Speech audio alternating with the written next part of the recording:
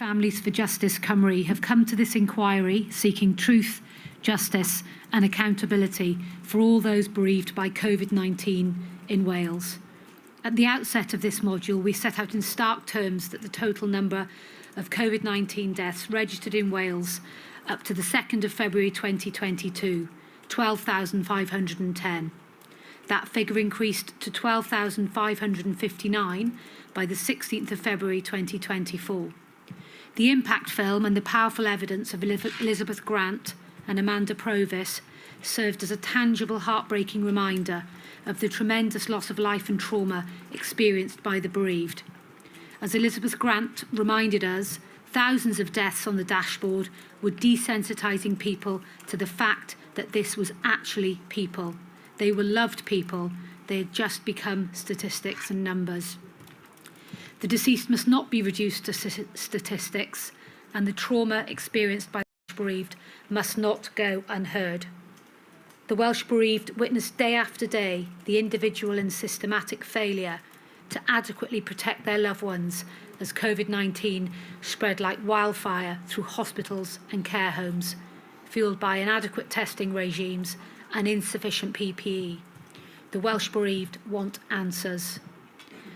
Against this poignant backdrop, the Welsh Government has repeatedly shirked a granular inspection of Welsh decision-making by refusing to open itself up to scrutiny in a Welsh-specific inquiry, seeking instead to blame the UK Government. It is also regrettable that this inquiry, and indeed this module, has been forced to spend so much time asking about missing evidence and destroyed WhatsApps. The Welsh Government has consistently sought to deflect blame by asserting what appears to have been a party line, that decision-making was not made on WhatsApp. As you rightly identified, my lady, the real issue is one of record-keeping and public accountability, and it is worrying that many of the witnesses before you, including the First Minister for Wales, Mr Drakeford, did not appear to appreciate this. It was not the policy that was wrong. What was wrong was that government communication during a national emergency was deleted. My lady, we invite the inquiry to publish all the WhatsApps so that the Welsh people can see what their government was using informal messaging for. At the outset of this hearing, the Welsh bereaved invited witnesses to be transparent, reflective and accountable. A reasonable request of Wales's democratic leaders, one might think. The Welsh Government does not appear to have heeded this plea. The evidence given to this inquiry can be characterised by a lack of willingness in many quarters of Welsh Government to give open accounts of what went wrong and why, and to accept that mistakes were made, which they undoubtedly were. Much like the tenor of the Welsh Government's written evidence, its oral evidence has been laden with the heavy caveat of hindsight, whilst seeking to deflect blame onto others. The Welsh Government has approached this inquiry determined to robustly defend their decisions. This was most starkly illustrated by the way Mr Drakeford and Mr Gething gave their evidence to you. Both refused to accept that any mistakes had been made. For example, they refused to accept that a precautionary approach should have been taken to asymptomatic transmission in April 2020, which is simply staggering given the evidence we know they had from SAGE, the UK Government and their own advisors. Between them, they also refused to accept a failure in planning for this pandemic. Mr Drakeford did not accept that he should have cancelled mass gatherings, and Mr Gething only accepted this with the qualification of hindsight. They both defended the delays by the Welsh Government on introducing testing in care homes and tried to explain away the Welsh Government's obviously illogical divergence on face coverings. Mr Drakeford even failed to accept that he should have attended Cobra early, whilst in the same breath criticising Boris Johnson for exactly the same thing. In all the other modules, my lady, you've heard some reflection and some acceptance that mistakes were made, and it is deeply worrying to the Welsh bereaved that their government seems incapable of doing the same. This ought to raise a real concern that lessons have not truly been learnt here in Wales. Now, early response. The Welsh Government's initial response can be summarised in 3 words: passive, slow and disjointed. Valuable time was lost in January, February and the early part of March 2020, when the virus was allowed to spread, with ministers and advisers complacently waiting for the first case to arrive in Wales and thereafter responding with sloth-like urgency. It was obvious from late January 2020 that what was happening internationally could soon happen in Wales. The Chief Medical Officer for Wales, Frank Atherton, warned the First Minister by the 24th of January 2020 that there was a significant risk the virus would arrive in Wales. At the 29th of January 2020 COBRA meeting, the UK government confirmed its intention to prepare for the reasonable worst-case scenario. The Welsh government should have been electrified at this point, but it was not. Instead, it took a laissez-faire approach, only discussing COVID-19 in Cabinet on the 25th of February, notwithstanding the clear risk and the evidence that the NHS in Wales was at risk of becoming overwhelmed. Mr Drakeford's response was to refer to informal chats in the corridors of power and a suggestion that COVID-19 was happening elsewhere, suggesting that the signals were not there at the time as it was low risk and so, quote, not pressing. Mr Drakeford appears to have conveniently forgotten that on the 31st of January 2020, his Chief Medical Officer, Frank Atherton, formally increased the risk level from low to moderate, alongside the other UK Chief Medical Officers, and issued a press statement on that date, stating that this meant the UK should plan for all eventualities. INQ 4048722. We invite the inquiry to publish this notice from Sir Frank of 31st of January so that the public can see the evidence for themselves. The Welsh Government could and should have acted sooner in the areas where they did have responsibility, namely health and social care. They could have ensured infection prevention control measures were in place, that hospitals were prepared, that there was surge capacity, that care homes that knew what to do in the event of an outbreak. They could have started earlier to count up the PPE. They could have liaised with key partners, establishing effective consultative fora and formulated co-produced plans on a whole range of non-pharmaceutical interventions. Instead, they did not act with urgency at this stage, but waited for the virus to arrive. This was not national strategic leadership. Chris Williams and Tracy Cooper from Public Health Wales were aware of the looming threat of COVID-19 and were mobilising from mid to late January 2020. In a call to arms, they called for prompt action from the Welsh Government. The frustration felt by Chris Williams and Tracy Cooper was palpable in their evidence to this inquiry. If Public Health Wales could see the threat, quote, coming down the line, why couldn't the Welsh Government? Mr Drakeford, in his evidence, suggested the reason he didn't hear from Public Health Wales was because their concerns were not being passed to him by his Chief Medical Officer. This was a very poor example of blaming others and another example of deflection from Mr Drakeford. Again, this was not national strategic leadership. The sentiments expressed by Dr Quentin Sandifer, the then lead strategic director of Public Health Wales, have been borne out by the evidence that you have heard. Quote, what I think was missing in the first few weeks from 8th of January 2020, when I first became aware, to the 20th of February 2020, when the Health and Social Services Group Coronavirus Planning and Response Group first met, was national strategic leadership and coordination from the Welsh Government.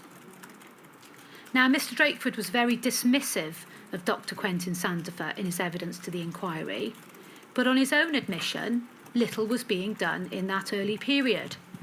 It might be suggested that rather than gallivanting around Brussels attending cultural events on St David's Day on the 4th of March 2020, Mr Drakeford would better serve the Welsh people by attending COBRA and also communicating with Public Health Wales and Dr Sandifer. Now, in relation to lockdown, Dr Hoyle, Dr Williams, Dr Cooper and Professor Gravaner all say that the national lockdown should have been introduced 2 weeks earlier as a minimum. Mr Drakeford, in his evidence, said that it was only on the 21st and 22nd of March 2020 that he and Nicola Sturgeon were calling for a national lockdown. The Welsh bereaved question why on earth was more pressure not being exerted earlier on the UK government by the Welsh Government. PPE. By the end of January 2020, at the very latest, it must have been obvious that if Covid-19 arrived in Wales, PPE was bound to be needed, and potentially in large quantities and very quickly. However, we heard that the Welsh Government's Health Countermeasures Group, which was tasked with operational coordination and oversight for PPE, did not start that work until the 12th of February 2020. The lack of urgency this shows in thinking through the supply and delivery of PPE is difficult to understand. Why was this crucial work not started at the very first opportunity? As regards PPE for social care, the evidence showed the first decision by the Welsh Government to provide substantial help to the sector was not taken until the 19th of March 2020. Care providers could approach local health boards for PPE, but only if a case of Covid-19 had been confirmed. Well into April 2020, serious problems with PPE continued, as evidenced by the Welsh local government's call for action and the joint statement on the 12th of April 2020 from the British Medical Association and Wales TUC, calling for assurances from the Welsh Government that health and social care staff would get the PPE they needed. There is no doubt that those in dire need of PPE in these early weeks were profoundly failed by the Welsh Government. Mass gatherings. The Welsh Government was slow to ban mass gatherings in the face of known rising rates of community transmission. The scientific evidence by the 11th of March 2020 was that banning mass gatherings could result in a reduction in infection-related deaths by 2%. The Scottish Government took the decision to cancel mass gatherings of over 500 people to release pressures on the emergency services. Notwithstanding these known benefits, the Welsh Government recklessly declined to take the initiative to cancel a Wales v Scotland rugby match scheduled for the 14th of March 2020 in the face of significant concerns raised and a recommendation to do so by Public Health Wales, leaving it to the Welsh Rugby Union to make the decision whether to do so, which of course they did. In his evidence, Frank Atherton and indeed Mr Drakeford clung desperately to the absence of direct sage advice on banning mass gatherings to justify the position, accepting only with the caveat of hindsight that banning mass gatherings would have given the correct signal to the public. In his evidence, Mr Gething drew comparison between indoor and outdoor events and the cultural significance of rugby. This does not explain why the Welsh Government allowed 2 Stereophonics concerts to proceed on the 14th and 15th of March 2020. This was not national strategic leadership, but rather a total abdication of responsibility by the Welsh Government. Care homes.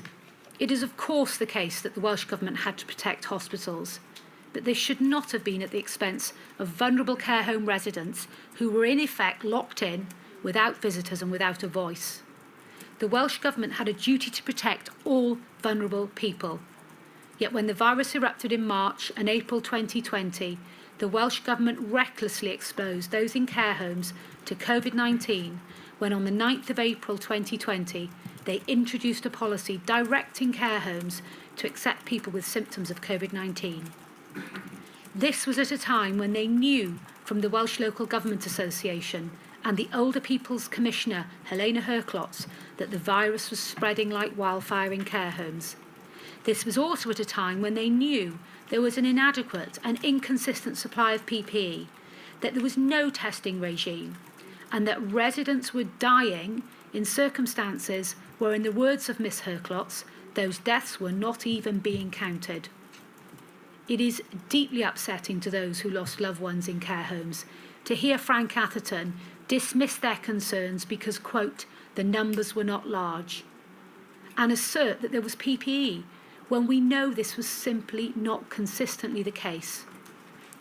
And then to pass the buck on to Public Health Wales, who apparently were left to give some advice on infection control.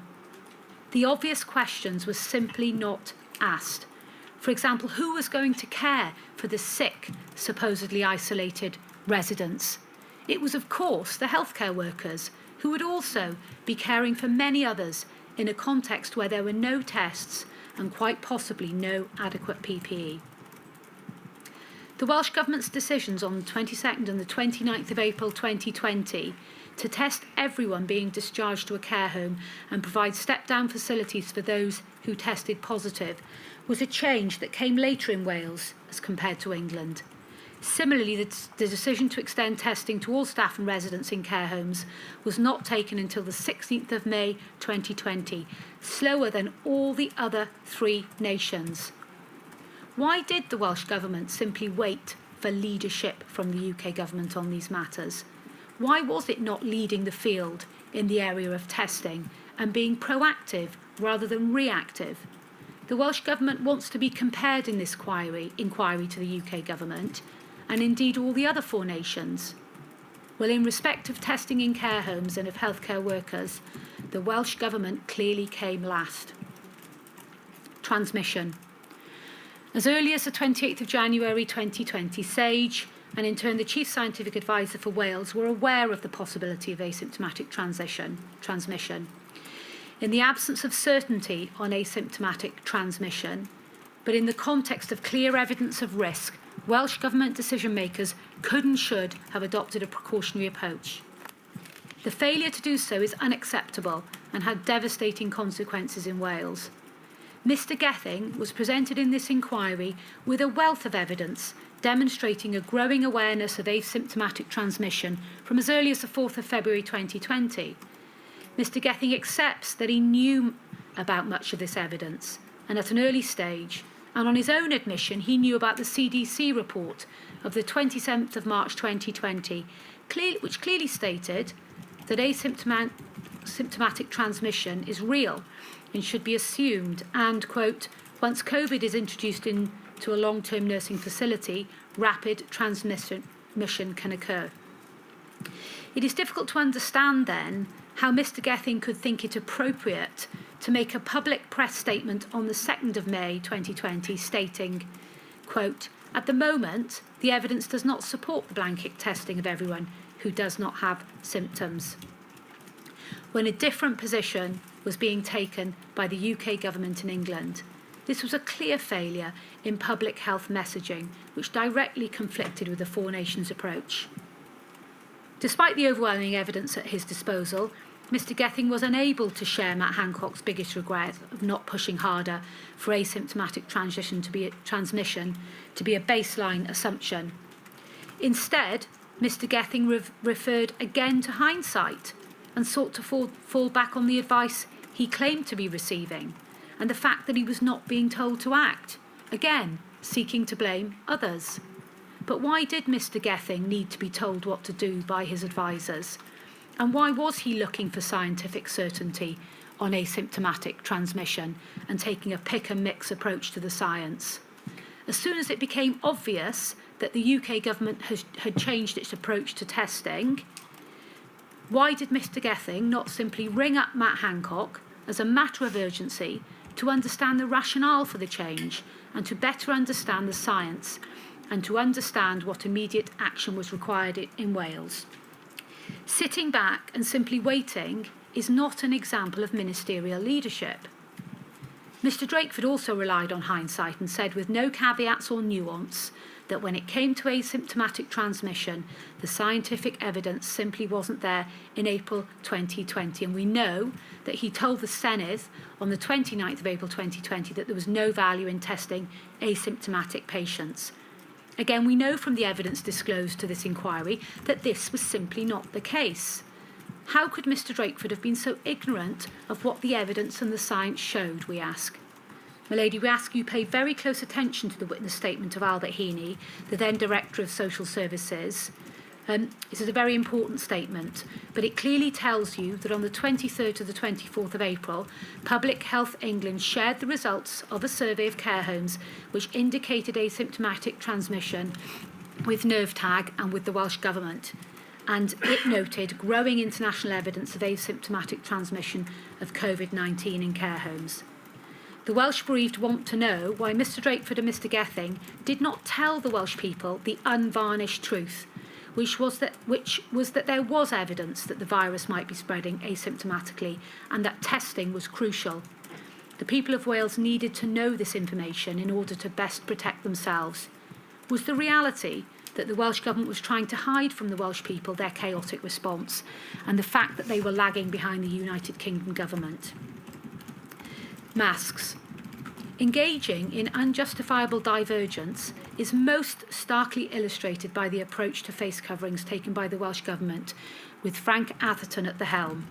There is simply no justification for there to have been any divergence on face coverings in the community across the four nations.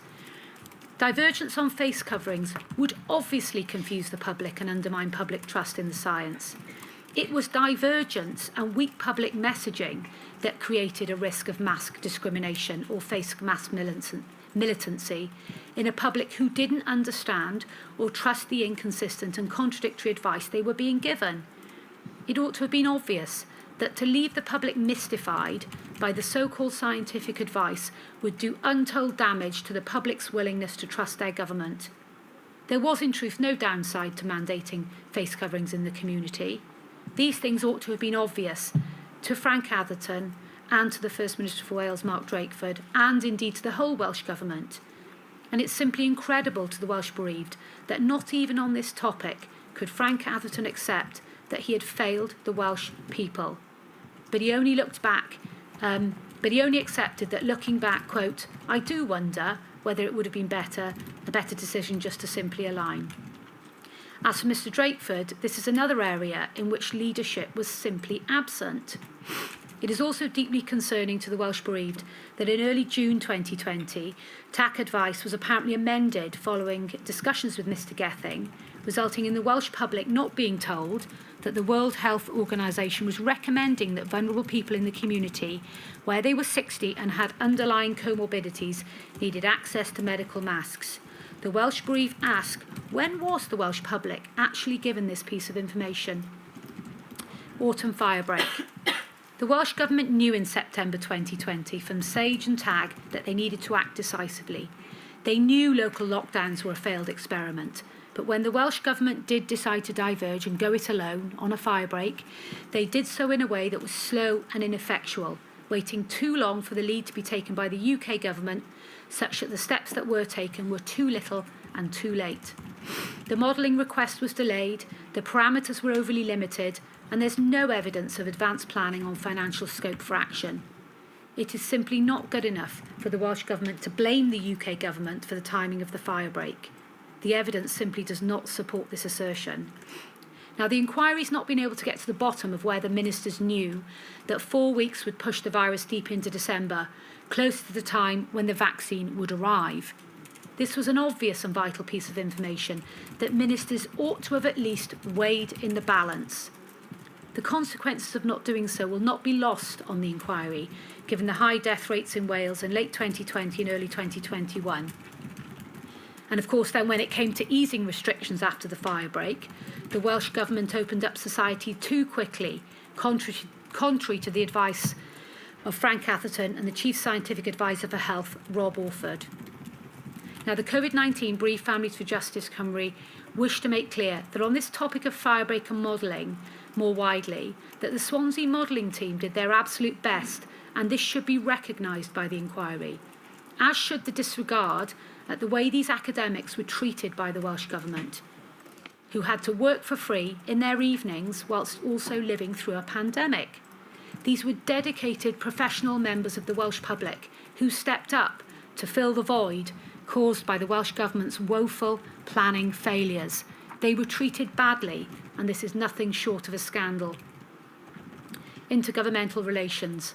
The Welsh bereaved question whether the Welsh Government genuinely did seek to forge relations that would enable the best chance of alignment of policy and public messaging with the UK Government, or whether there was in fact a tendency towards silos and a default position of one-upping and blaming the UK Government. There should have been no place for playing politics in a pandemic with lives at stake. So finally, my ladies, you know the Welsh bereaved are incredibly grateful for your efforts and that of the inquiry team in coming to Wales and bringing some scrutiny to bear on the handling of the pandemic.